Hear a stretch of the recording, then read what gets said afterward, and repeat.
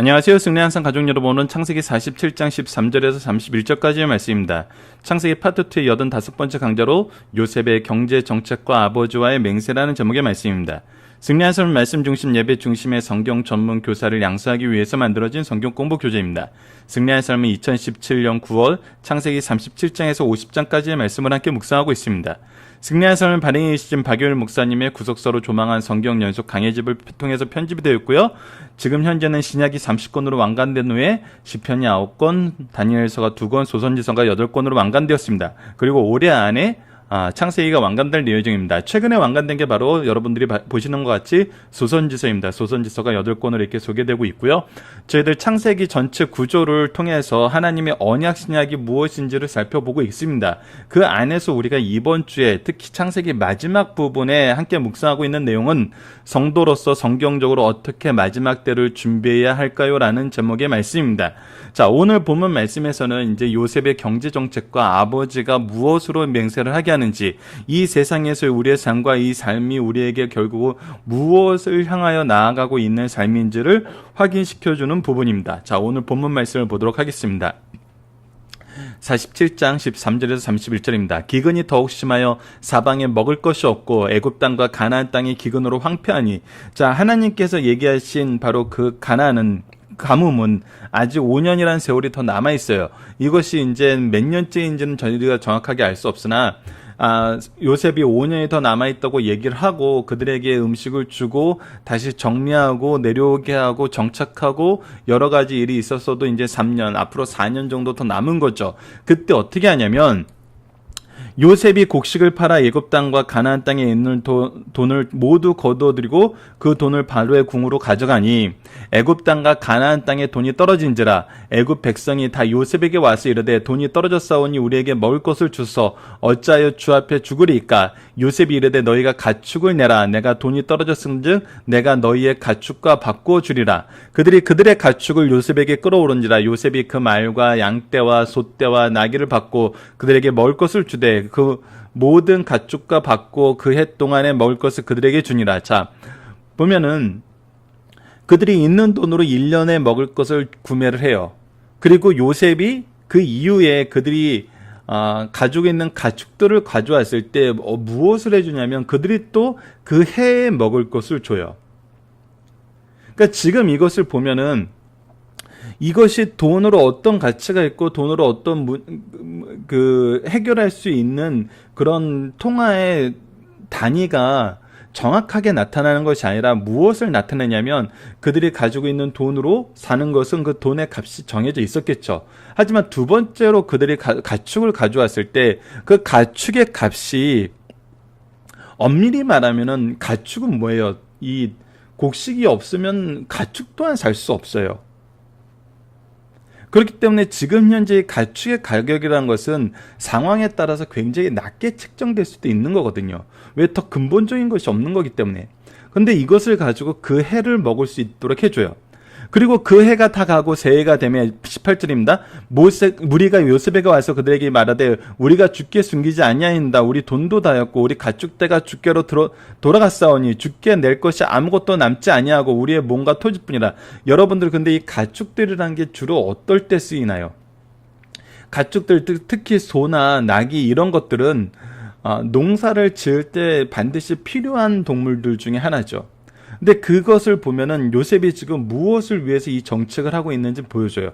무엇이 보존되어야 되고 무엇이 미래를 위해서 준비되었는지를 보는 상황 안에서 요셉이 어떻게 하는 거예요? 이 가축들까지 지금 대신 돌보고 있는 거거든요.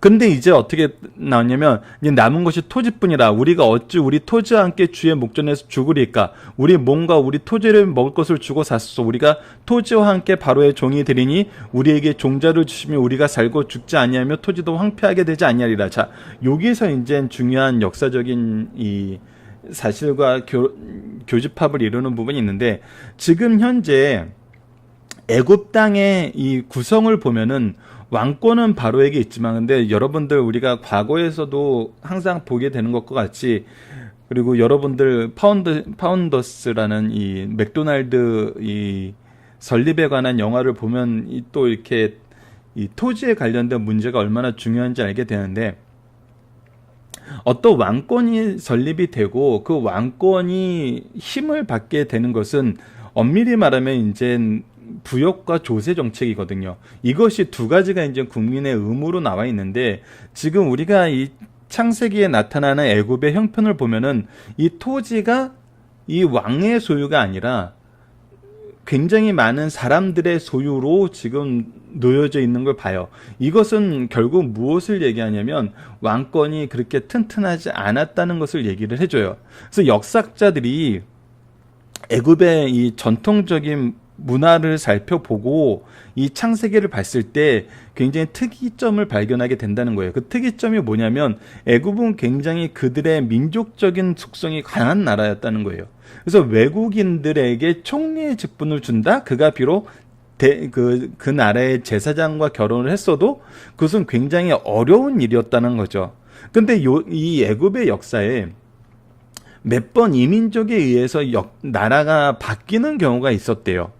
그런데 이게 나라가 바뀌더라도 이 나라에 바뀌는 것이 애굽의 전통적인 문화가 이렇게 강하게 자리를 잡아 있으면은 그것이 정책적으로, 특히 고대 사회의 이 신을 중심으로 자기 나라가 어느 신을 섬기느냐가 그 나라의 어떤 이 아이덴티티, 정체성이 됐던 시대에서 그 외국인들이, 외부 세력이 이 나라를 전복했어도 그들이 유지했던 것이 무엇이냐면 제사장을 중심으로 제사장들의 지지를 받아서 그들의 왕권의 정통성을, 그의 신의 사자로서의 정통성을 부여받는 정도였지, 그것이 그렇게 강하게 뿌리를 내리지 않는 불완전한 상태였다는 거예요.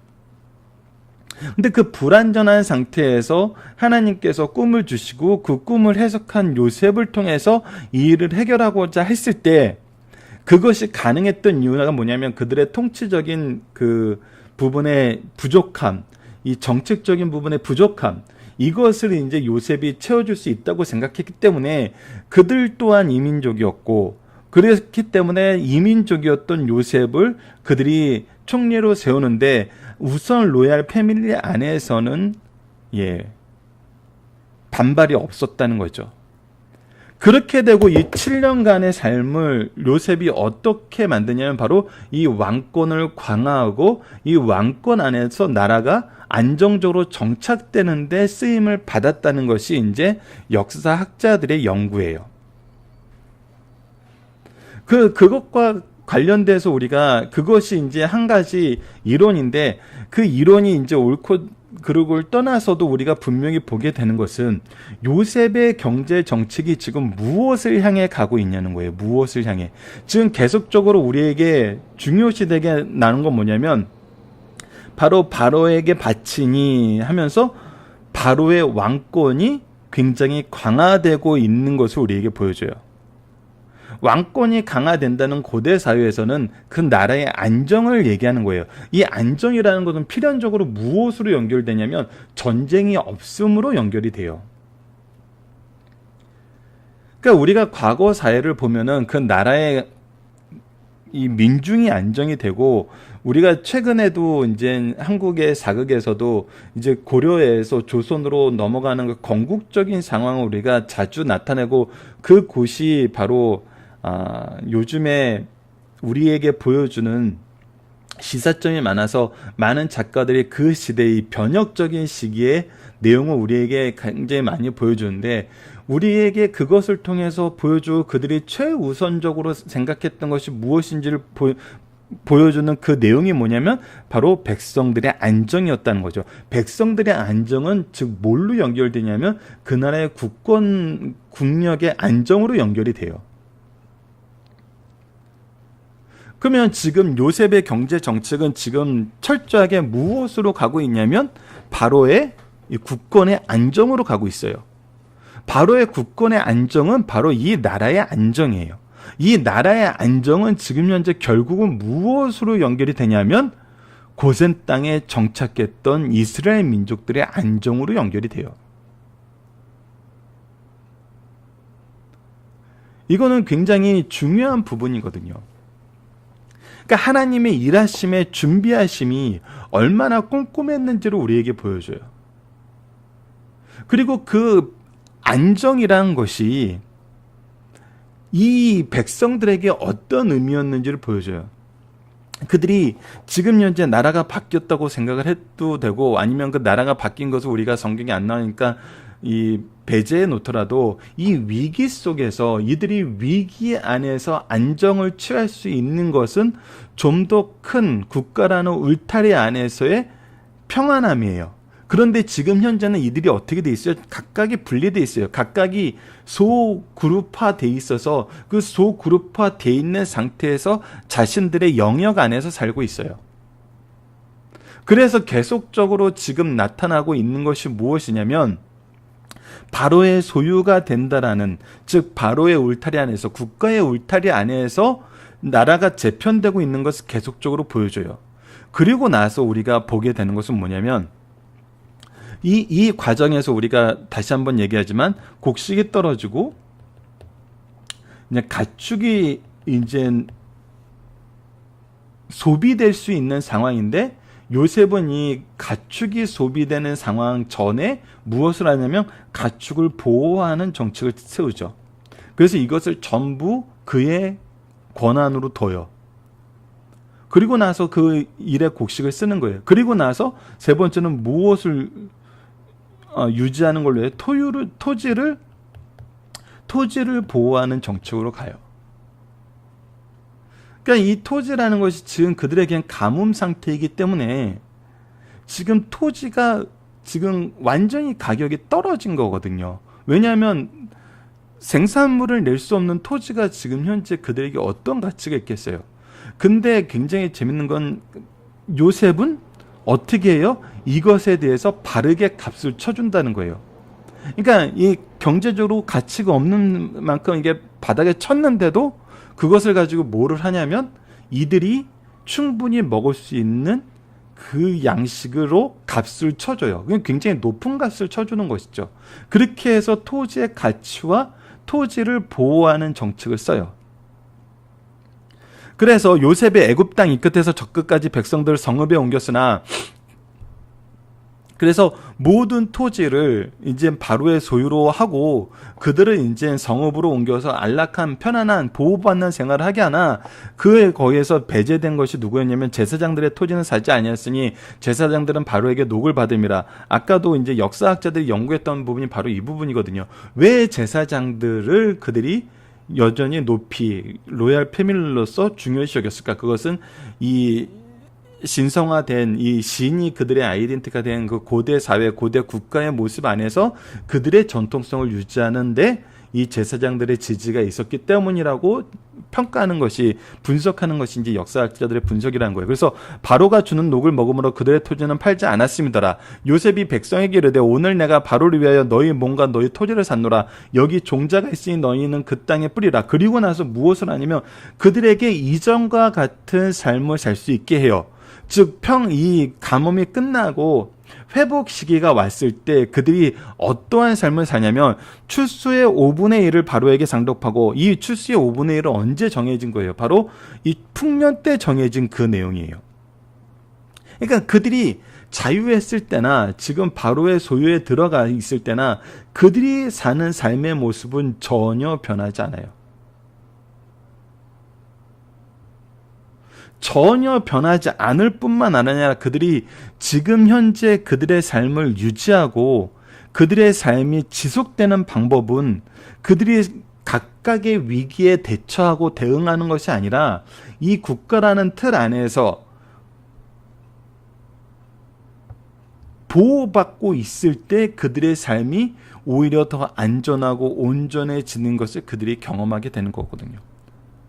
요셉이 그래서 이 모든 것을 바로 이 정책을 위해서, 그들이 안정되고 그들이 앞으로 보호받는 삶을 살게 하기 위해서 토지와 가축의 가치를 지금 보존해 줬던 것을 그들이 깨닫게 돼요. 그래서 5분의 4는 너희가 가져다가 토지의 종자로 삼고 너희의 양식으로 삼고 너희 가축과 너희 어린이의 양축으로 삼으라. 그들이 이르되 주께서 우리를 살리셨으니. 그래서 그들이 고백하는 게 뭐냐면, 그 주께서 우리를 살리셨으니 우리가 주께 은혜를 입고 바로의 종이 되겠나이다.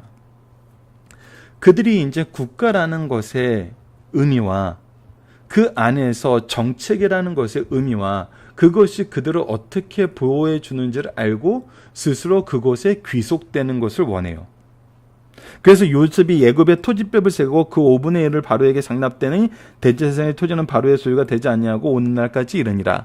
그래서 이것이 계속 제도화돼서 그 제사장들의 이 역할이 이 애굽 안에서 어떻게 했는지는 우리가 이제 출애굽기를 통해서도 이제 연결해서 볼 수 있는 부분이 있죠. 그리고 그 결과가 무엇이냐면 이스라엘 족속이 애굽 고센 땅에 거주하여 거기서 생업을 얻어 생육하고 번성하였더라. 생육하고 번성하게 하시겠다는 하나님의 말씀이 바로 이곳에서 이루어져요. 야곱의 애굽 땅 17년을 거주하였으니 그의 나이가 147세라. 그래서 그가 지금 가문 남은 5년 기간이 지나고 나서도 어떻게 했어요? 12년을 더 살았어요.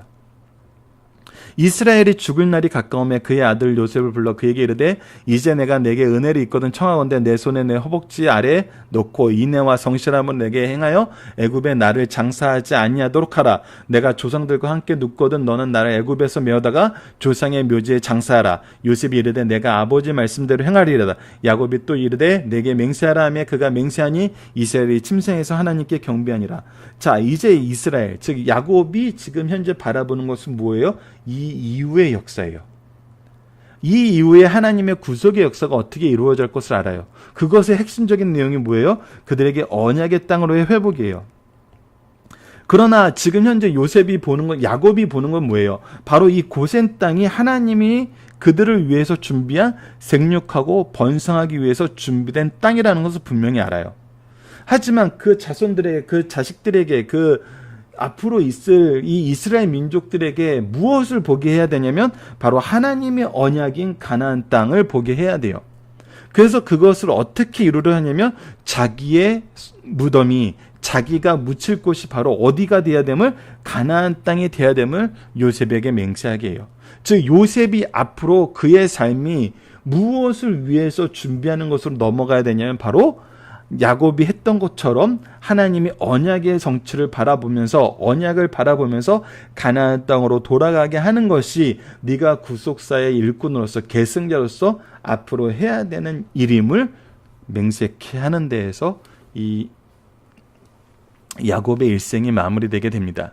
그리고 앞으로는 이제 야곱의 우리가 유언을 보게 되죠. 자, 요셉은 기금 문제를 어떻게 합니까? 기금 문제를 어떻게 하냐면 보호와 가치의 보존을 통해서 이 모든 것이 국가적인 역할이고 그들의 생명을 구하는 방법임을 그들 스스로가 고백하게 만들어요. 그래서 저는 참 궁금한 점이 아직 이 부분에 대한 해석이에요. 그들이 분명히 양떼와 소떼와 나귀떼를 다 줬어요. 그런데 어떻게 하냐면 너희 가족과 어린 이 토지들을 가져다가 너희 양식으로 삼고 너희 가족과 어린 아이와 아이의 양식으로 삼으라. 그 부분은 나오지 않네요. 그래서 양떼와 소떼와 나귀까지도 그들이 이제 이 농사에 필요했을 때 이것을 어떻게 제공해준 아니면 그들이 다시 5분의 4를 소유하게 되었으니까 다시 그들의 재산을 형성할 수 있는 길을 준 것으로 볼 수 있겠네요. 그렇게 보면 되겠습니다. 그래서 성읍으로 백성을 이주시킨 요셉은 무엇을 시작하냐면 그들에게 다시 일할 수 있는 기회와 그들의 재산권이 보호받을 수 있는 방법으로 그들이 풍년 때 누렸던 그 제도를 그대로 그들에게 줘요. 무엇만 바뀌었어요? 소유권만 바뀌었어요. 그 소유권이 바뀐 것이 그들에게 무엇이 됐어요? 그들의 보호하는 보호의 틀이 됐어요. 그래서 이스라엘 그 안에서 이제 국가가 안정되게 돼요. 국가의 소유가 확보하게 돼요. 그러고 나서 무엇을 이루게 되냐면 이스라엘 족속이 생육하고 번성하는 삶을 살게 돼요. 그리고 4번을 보면 야곱은 요셉에게 무엇을 당부하며 맹세하게 하는가? 그의 이 생육하고 번성하는 것이 하나님의 뜻임을 이미 그가 17년 동안 경험했기 때문에 이곳에서 하나님의 뜻을 이루지만 그들이 결국은 봐야 되는 것은 무엇이냐면 이곳의 안락함과 풍요가 아니라 하나님의 언약을 봐야 됨을, 그것이 그들에게 필요한 삶이고 그들에게 핵심적인 내용임을 보게 하죠. 자, 중심사상 하나씩 보도록 하겠습니다. 요셉의 경제정책은 성공은 풍년 7년의 믿음으로 앞으로 올 흉년 7년의 흉년을 잘 준비한 데서 출발한다. 요셉은 30세에 총리가 되었고 하나님께서 예고하신 대로 7년 동안 역사 이래 최대의 풍년이 있었어요. 백성들은 앞에 있을 7년 흉년을 방심하였어요. 그러나 총리는 풍년 때 세금으로 소득의 5분의 1을 징수하였고 남은 곡식을 정부가 수매함에 생산지에 창고를 마련하여 과학적으로 관리했어요. 7년 풍년이 쌓아놓은 곡식이 많아 앞으로 7년 흉년을 내 애국 국민과 이웃 나라까지 먹고도 남을 만큼 비축했어요. 많은 사람은 가난할 때보다 부할 때 자기 관리를 잘못할 수 있어요. 언제나 자족하면서 능력 주신 자 안에서 모든 것을 할 수 있는 성도가 되어야 됩니다. 이것은 무엇이냐면 하나님께서 우리에게 풍족하게 주실 때는 그 주신 이유가 있다는 거예요. 그 이유에 맞춰서 우리가 쓰는 것이 앞으로 올 미래를 준비하는 방법이란 거예요. 우리가 이제 우리의 소유를 위해서 우리의 풍요를 위해서 사는 것은 잘못됐다는 거예요. 자, 2번입니다. 요셉은 흉년이 들어 백성이 굶어 죽게 될 때 곡식을 적정 가격에 판매하였고 한 알의 곡식도 거저주지 않았어요. 7년 풍년 기간 중에 앞으로 7년 극심한 흉년이 올 것이라고 얘기했어요. 하지만 대다수의 백성들은 흉년 첫 해에 양식이 없어 국가의 구호를 요청했어요. 그러자 요셉은 돈으로 양식을 팔았고 돈이 떨어진 후엔 가축으로, 토지로, 몸값으로 양식을 팔았어요. 얼마 후에는 모든 토지가 바로의 것, 국유화가 되었고 모든 국민이 바로의 노예가 되었어요. 그러나 자유인으로 농사를 지을 때도 소득의 5분의 1을 세금으로 납부하였고 모든 사람이 바로의 종이 된 후에도 소정노가 소득의 5분의 1을 해서 삶의 질에는 변화가 없었어요. 오히려 이 삶의 질에 변화가 올 것을 요셉을 통해서 막고 보존하는 정책을 썼어요. 하지만 국토의 모든 백성이 나라의 것이 되어 바로의 시민이 된 것입니다. 이것은 바로 이제 국가의 보호 안에 있게 되고 이 보호는 안정으로 이어지고 이 안정은 바로 이스라엘 민족이 고센 땅에서 생육하고 벌성할 수 있는 토대가 되었다는 거예요. 지구촌의 모든 역사는 자기 백성이 세운 언약을 성취하기 위해 하나님의 섭리 사건이라 해요. 예굽을 중심으로 왜 7년의 풍년, 7년의 흉년이 있었는가? 이것이 요셉이 총리가 되는 계기가 되었고 하나님 백성들이 고센 땅에 살면서 거기서 땅을 소유하고 생육하고 번성할 수 있는 계기가 되었어요. 예굽의 모든 국민들은 왕에게 땅과 자기 신분을 팔아 자기 땅도 얻고 왕의 종이 되었어요. 그러나 요셉의 지혜로 예굽인도 어려움을 넘기는 좋은 기회가 되었어요. 인간의 모든 역사는 궁극적으로 하나님께서 자기 백성에 세운 언약을 성취하기 위한 것임을 우리에게 가르쳐줘요. 그리고 그들에게 무엇을 고백하게 받아요? 요셉이 그들의 구원자가 되었다는 고백을 받아요. 그 얘기는 뭐예요? 항상 하나님의 백성들은, 하나님의 일꾼들은 세상을 향하여 무엇을 준다고요? 예, 구원의 은혜를 베푼다고요. 자, 마지막 4번입니다. 모든 성도들은 이 땅에서 외국인과 나그네 같은 삶을 살아야 된다는 거예요. 하나님의 사람 야곱은 147년간 이 땅에서 외국인과 나그네의 삶을 살았어요. 그들의 조상 아브라함과 이삭도 외국인과 나그네의 삶을 살았어요. 그러나 야곱은 마지막 17년을 통해 모든 근심과 두려움에서 자유함을 얻고 하나님의 은혜를 받고 위대한 족장으로서의 사명을 잘 감당할 수 있었어요. 그가 노년에 누린 축복은 내 아버지 야곱의 축복이 내 선조 아브라함의 축복보다 나아서라고 평가할 수 있었어요. 이런 행복한 삶을 살면서도 나그네인 야곱은 늘 하나님께서 주신 약속의 땅을 사모하였어요. 오늘 우리 성도들도 여호수아가 들어간 가나안 땅보다 더 나은 본향을 사모하면서 이 땅의 나그네 삶을 보다 충실하게 살아야 된다는 것입니다. 우리는 무엇을 바라보는 삶이냐면 바로 천국을 바라보는 삶이에요. 하나님의 언약의 성취를 바라보는 삶이에요. 마지막 때를 바라보는 삶이에요. 그것이 우리가 인생에서 승리하는 방법이고 하나님이 우리를 통해서 구원을 선포하시는 방법이에요. 그렇기 때문에 우리에게 바로 마지막 때를 보는 신앙이 중요해요. 자, 적용하기를 보도록 요셉의 경제정책과 현대의 고용 문제의 핵심적인 가치는 무엇인지 비교해 봅시다. 현대의 요셉의 경제정책은 철저하게 무엇이냐면 생명의 보존이었어요. 그리고 삶의 보존이었어요. 이 두 가지가 분명히 드러나요. 그들이 생명이 보존받았지만 그들의 삶은 과거와 어땠어요? 변하지 않았어요. 안정을 취했어요. 이것이 그리스도인들이 가져야 되는 정말 이 경제적인 마인드라는 거예요. 생명을 보존하고 삶을 보존할 수 있도록 해주는 것이 우리 고용주들이 해야 되는 문제라고요. 근데 현대의 고용 문제의 핵심 가치는 뭐예요? 고용 문제는 단순히 비용으로 봐요. 지금 현대 한국 사회가 가지고 있는 고질적인 문제고 가장 심각한 문제가 바로 고용 문제를 비용으로 본다는 거거든요. 숫자로 본다는 거죠. 숫자로 본다는 것은 사람의 가치를 공정의 물건으로 보는 거예요. 근데 요셉의 경제 정책은 뭐였어요? 생명의 보존이었고 삶의 보존이었어요. 그러면 우리가 성경적인 경제 정책은 무엇으로 볼 수 있냐면, 이 창세기에서 나타나는 것은 생명의 보존이고 삶의 보존을 위한 방향으로 이루어져야 되는 것이 바로 경제 정책이에요.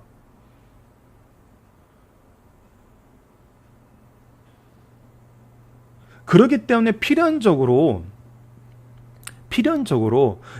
이 세계적인 경제학자들 아는데, 항상 이 왜 기독교인들이 보수 쪽으로 지금 많이 포진되어 있고, 이게 전통적인 이 유럽사에서 이제 기독교 국가를 한 번은 경험했던 나라들이, 이 우리나라는 기독교 국가다는 걸 경험했던 나라들이 지금 어디입니까? 바로 유럽과 미국이잖아요.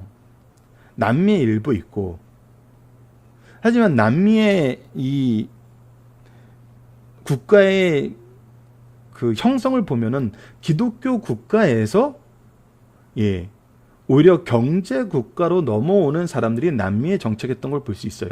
그래서 남미는 종교의 자유를 위해서 온 것이 아니라 그 나라의 부를 형성하기 위해서 왔던 사람들이 대다수였던 걸 우리가 보게 되죠. 그래서 남미 한 나라의 국가의 대통령이 미국에 와서 그 나라의 대통령이 그렇게 얘기했다는 거 아니에요. 우리의 선조들은 재물을 위해서 남미로 와서 신앙도 잃고 재물도 잃었는데, 미국의 선조들은 신앙의 유지를 위해서 와서 신앙도 얻고 유지하고 재물도 얻었다는 고백을 했다는 것이 이제 이 어떤 외교사의 뒷이야기로 우리가 이제 소개되고 있는 것을 여러분들 우리가 많이 듣잖아요.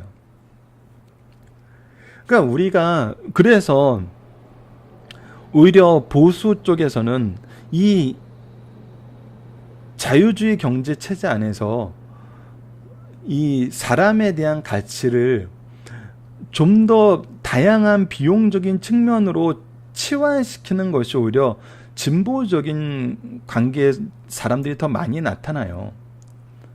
근데 이제 이것이 그래서 이제 유럽의 나라들 보면은 철저하게 보수당이 무엇을 하냐면 이 생명의 보존과 삶의 보존을 위해서 일하는 것을 볼 수 있죠. 근데 이제 미국도 원래는 그 가치가 많이 남아 있어요. 그래서 최근에 이제 마이클 무어가 만든 Where is the next invasion에서 다음 침략국은 어디 하면서 이렇게 유럽의 굉장히 좋은 정책들을 가지고 있는 것이 바로 엄밀히 말하면 미국이 가지고 있던, 정말 유럽에서도 실천하지 못한 미국에서 실천했던 과거의 정책들인데, 그것을 지금 미국이 버리고 있다는 데에서 얘기를 하는데, 왜 이 얘기를 하냐면, 정말 지금은 이제 보수와 진보가 가치가 혼재되어 있는데, 어떻게 보면 우리나라에서는 진보 쪽 사람들이 이 생명의 보존과 삶의 보존 문제에 더 신경을 쓰는 것 같아요.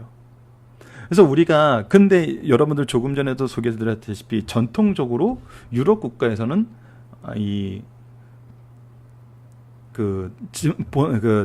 보수당이 생명의 보존과 삶의 보존에 더 신경을 쓰고, 미국에서도 원래 보수당이 생명의 보존과 삶의 보존에 더 신경을 썼는데 지금은 이제 혼용되어 나타나고 있고, 우리나라에서는 오히려 진보가 생명의 보존과 삶의 보존에 더 많은 지금 신경을 쓰는 것을 볼 수 있어요. 그렇다면 우리 교회가 이제 세상 정책을 볼 때 어떤 기준을 가져야 되는 거예요? 우리는 진보 쪽을 지지해, 보수 쪽을 지지해. 이것은 여러분들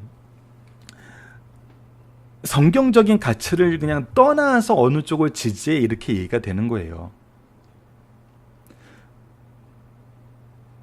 교회는 항상 성경적인 이 기준을 가지고 사는 거거든요.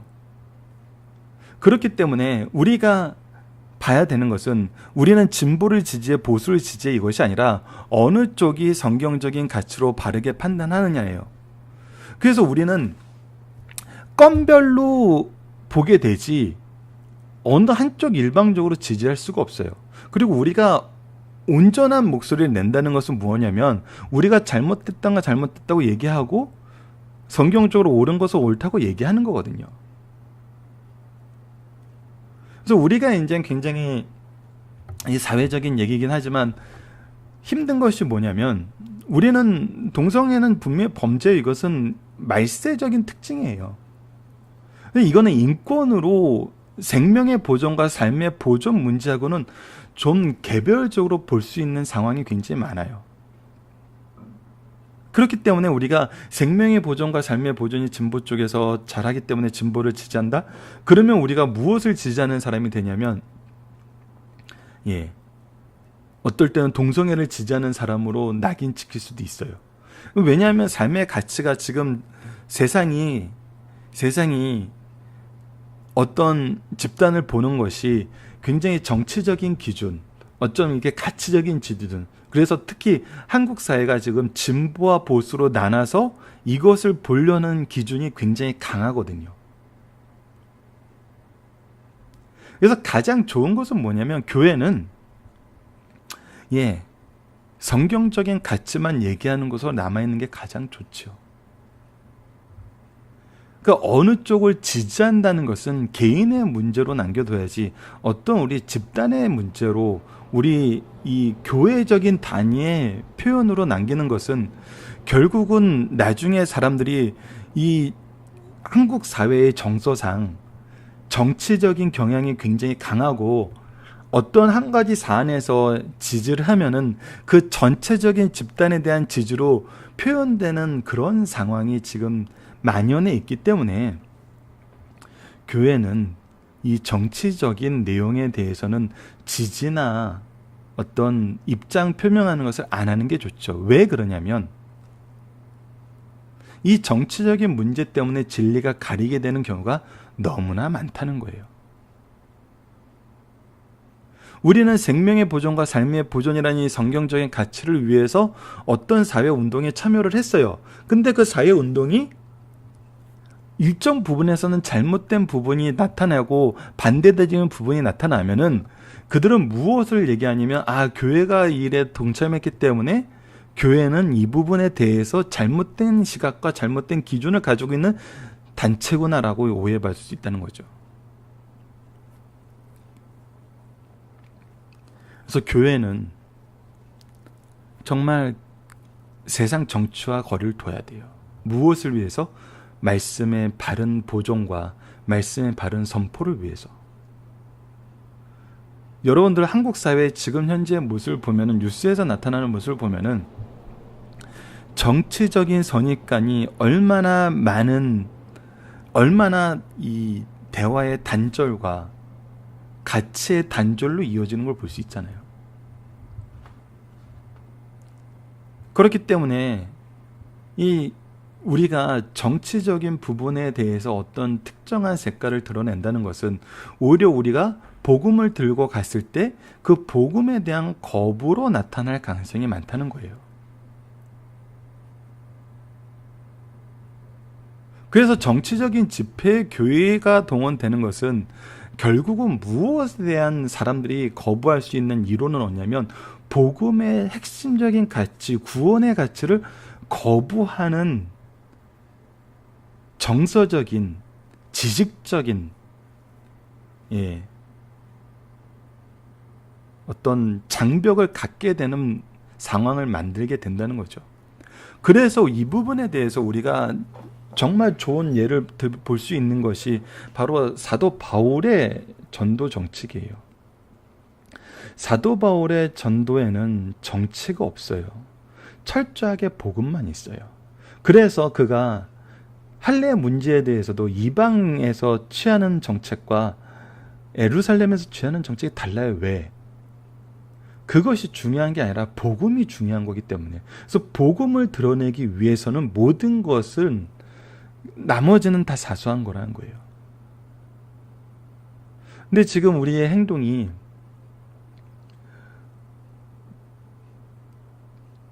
잘못하면은 복음이 확대되고 복음이 정말 전파되는 곳에 복음을 거부하는 이론을 제시하는 경우가 있어요. 물론 예루살렘에서도 이방인들에게 할례를 행하지 말라는 그 이론을 가졌기 때문에 복음이 거절당하는 듯한 모습이 보이죠. 하지만 근본적으로는 어떻게 돼요? 근본적인 것은 이 할례 문제야말로 이제 복음과 연결된 문제였기 때문에 그들이 이 문제에 복음적인 접근을 했다는 것이 내적으로 외적으로 증거가 되잖아요.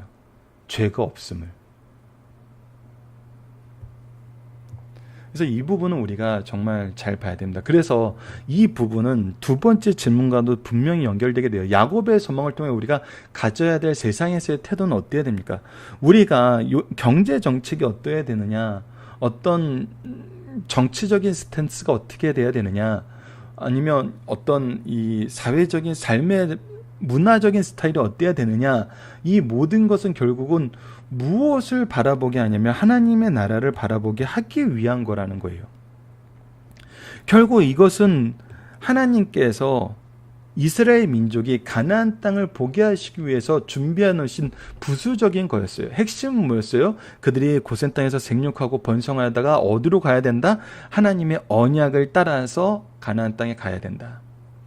그러면 우리가 지금 이 세상에서 여러 가지 정책 안에 살고 여러 가지 문제에 대한 직면 속에서 우리가 어떠한 태도를 보이면서 사는데 그 태도는 결국 우리에게 무엇을 위한 태도이고 무엇을 위한 삶의 방식이다?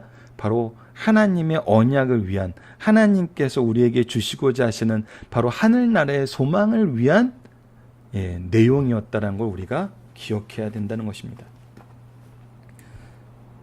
자, 이 내용을 기억하시면서 우리가 앞으로 이 세상의 삶에서 정말 중요한 것이 무엇임을, 결국 우리가 복음을 선포하고 복음에서 우리에게 가르쳐준 하나님 나라를 소망하면서 하나님의 역사하심을 의지하면서 사는 것이 우리가 이 세상의 삶의 태도이고, 이것을 위해서 우리가 모든 것을 조율할 수 있는 우리의 삶의 정책이라든지 결정이라든지 삶의 태도라든지 이 모든 것이 결정되어야 된다는 것을 우리가 다시 한번 기억하는 시간을 가졌으면 합니다. 말씀을 기초로 기도하기를 통해서 마치겠습니다. 하나님, 신실한 일꾼으로 쓰임받는 요셉의 모습을 통해 우리가 지향해야 하는 삶의 모습이 수고하며 결실을 맺는 수고의 원리와 생명에 대한 보존의 원리임을 발견하게 하심을 감사합니다. 그러는 가운데에도 야곱을 통해 언약 안에서 누리는 축복 속에서도 항상 하나님을 향한 참된 소망을 소유하고 이곳을 향하여 나아가야 함을 보게 하심을 감사합니다. 우리가 여러 가지 욕심을 통해 세상과 참된 소망에 많은 충돌과 갈등이 있는 것 같으나 오늘 말씀을 통해 하나님이 주신 사명에 대한 충성과 언약에 대한 소망을 통해 질서 있게 질서 있는 움직임을 보게 하심을 감사합니다. 우리의 인생이 하나님이 주신 평안과 인도하심 속에서 질서 있게 이루어지도록 인도하여 주소서. 예수님 이름으로 기도드립니다. 아멘.